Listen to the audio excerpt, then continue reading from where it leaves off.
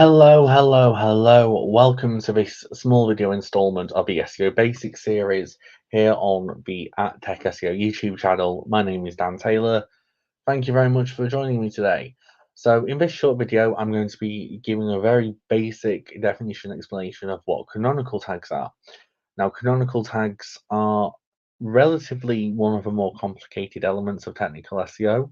I'd probably say up there with things like hreflang, but not broken anywhere nearly as much. They're misunderstood probably as much, but that's a different story altogether.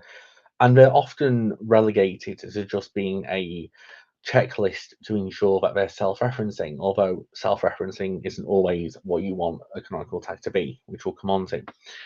So let's actually just break this down a little bit further. So a canonical tag is essentially a snippet of HTML code that allows and sends a signal, not a directive, a signal to Google as to which version of a URL is the main one, the canonical version.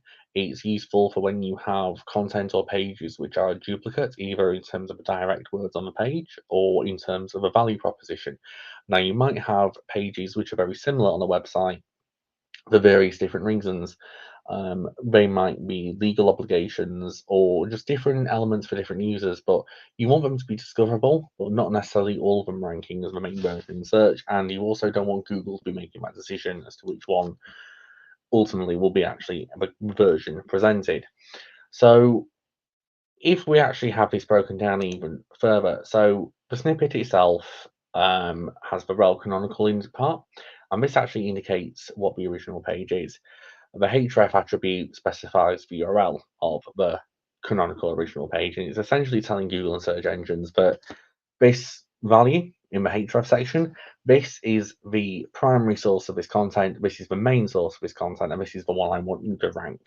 And the other pages pointing with this canonical are variations, derivatives, or duplicates which we do not wish for you to consider to rank. Now, by using canonical tags, you're working to smooth your crawl budget, you're moving to reduce resources from Google.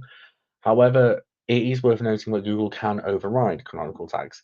If Google, because it won't stop necessarily indexing and it won't stop crawling. Google will still crawl these other pages which have the canonical tag pointing to your canonical page. And if it determines that they're actually a better fit for a query or have a high value proposition, it can override that canonical because there are 20 plus canonical signals that we're aware of. And again, this is a signal, not an actual directive or a verbatim rule that Google will follow.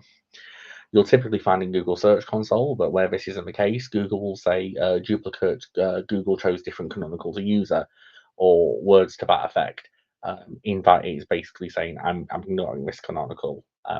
Sometimes that won't be an issue because out of the box, you might have pagination, which is self-referencing as a canonical, and you might not necessarily need all your pagination indexed. Google being aware of a pagination is good, especially since rel prep and rel next were deprecated, but it isn't always an issue in that sense.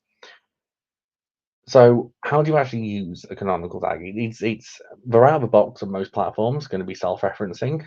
You can edit them through most CMSs relatively easily, and you can edit them at server level as easily as well.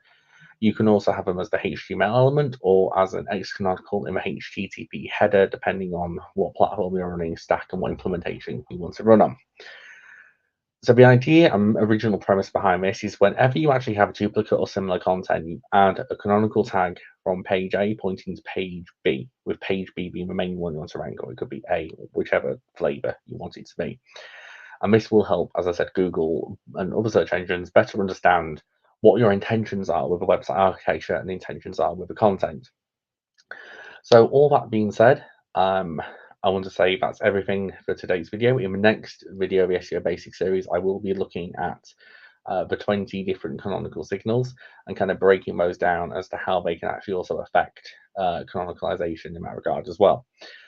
If you find this information useful, please do make sure to give the channel a like, press subscribe, and please hit the bell icon for notifications when more videos, not only in the SEO Basics series, go live, but more videos across the channel as well. If you have any questions, please drop them in the comments below, and we'll see you in the next video. Goodbye.